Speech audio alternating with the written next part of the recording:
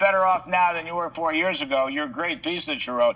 But what you thinking about this deal?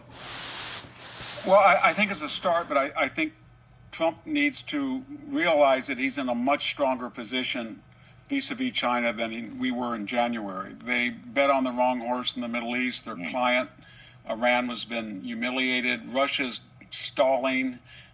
India is now trying to get back to us. When you look at GDP, inflation, stock market, the United States is really doing well. Foreign investment, everything is positive abroad. We've restored deterrence. NATO is stronger than it's been in 30 years. So I don't think that the president needs to give the concessions that a Biden administration might what he might have done in January or February. I think he really has to crack down to zero tolerance of fentanyl to Mexico, things like that.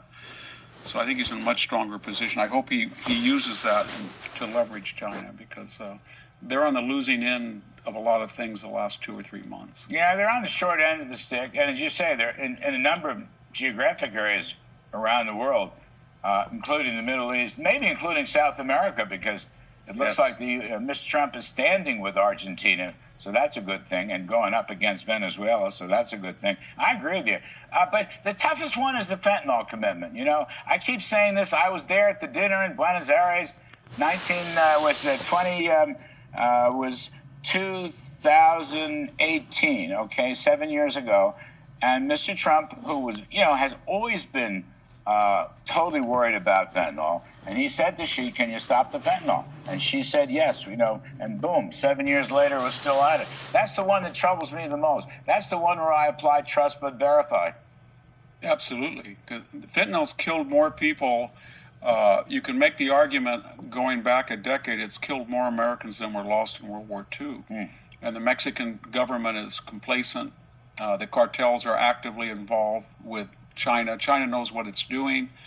Maybe 1 or 2% of its 300,000 students are active espionage working for the Chinese Communist Party. So we have a lot of pressure. I think that Americans got into a defeatist attitude, and everything that their carriers, their tanks, their jets, their missiles, they're all derivative of U.S. technology, and we can stop it in a minute.